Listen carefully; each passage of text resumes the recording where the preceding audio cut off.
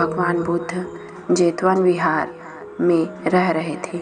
भिक्षु चक्षुपाल भगवान से मिलने के लिए आए थे। उनके आगमन के साथ ही उनकी दिनचर्या, व्यवहार और गुणों की भी चर्चा हुई। भिक्षु चक्षुपाल अंधे थे। एक दिन विहार के कुछ भिक्षुओं ने कुछ मरे हुए कीड़ों को चक्षुपाल के कुटी के बाहर पाया और उन्होंने चक्षुपाल की निंदा करनी शुरू कर दी कि उन्होंने इन जीवित प्राणियों की हत्या की है। भगवान बुद्ध ने निंदा कर रहे उन भिक्षुओं को बुलाया और पूछा कि क्या तुमने भिक्षु को कीड़े मारते हुए देखा है? उन्होंने उत्तर दिया, नहीं। इस पर भगवान बुद्ध ने उन साधकों से कहा कि जैसे तुमने उन्हें कीड़ों को मारते हुए नहीं देखा है, वैसे ही चक्षुपाल ने भी उन्हें मरते हुए नहीं देखा और उन्होंने कीड़ों को जानबूझकर नहीं मारा है, इसलिए उनकी भर्त्सना करना उचित नहीं है। भिक्षुओं ने इसके बाद पूछा कि चक्षुपाल अंधे क्यों हैं? उन्होंने इस जन्म में अथवा पिछले जन्म में ऐसे क्या पाप किए हैं? तब भगवान बुद्ध ने चक्षुपाल के बारे में कहा कि वे पूर्व जन्म में एक चिकित्सक थे। एक अंधी स्त्री ने उनसे वादा किया था कि यदि वे उसकी आंखें ठीक कर देंगे तो वह और उसका परिवार उनका दास बन जाएगा। स्त्री की आंखें ठीक हो गईं, पर उसने दासी बनने के भय से यह मानने से इनकार कर दिया कि चिकित्सा को पता था कि उस स्त्री की आंखें ठीक हो गई हैं। वह झूठ बोल रही है। उसे सबक सिखाने के लिए या बदला लेने के लिए चक्षुपाल ने दूसरी दवा दी। उस दवा से महिला फिर अंधी हो गई। वह कितना ही रोई पीटी, लेकिन चक्षुपाल को जरा भी नहीं पसीजा। इस पाप के फलस्वरूप अगले जन्म में वे चिकित्सक को अंधा बनना पड़ा।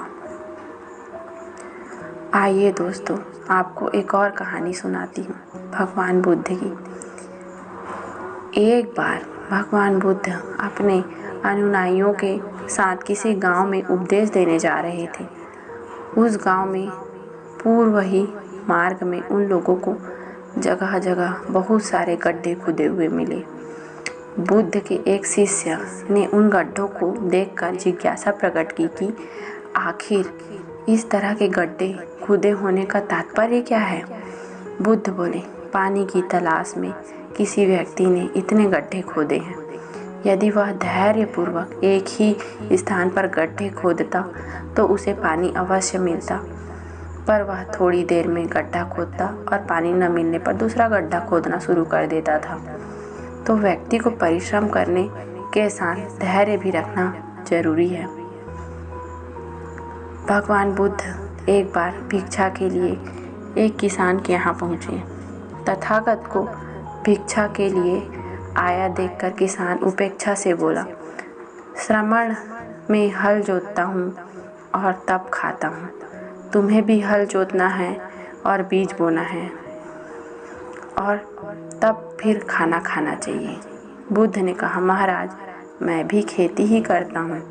इस पर किसान को जिज्ञासा हुई और बोला, मैं ना तुम्हारे पास हल देखता हूँ, ना बैल और ना ही खेती का स्थल, तब आप कैसे कहते कि आप भी खेती ही करते हो?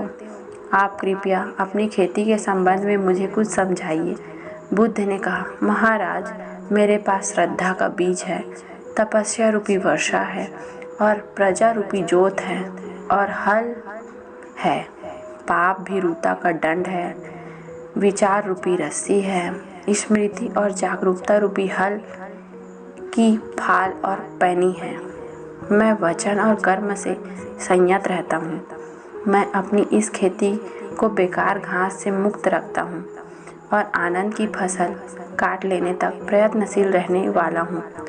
अप्रमाद मेरा बैल है, जो बाधाएं देखकर भी मुझे पीछे मुंह नहीं मोड़ने देता।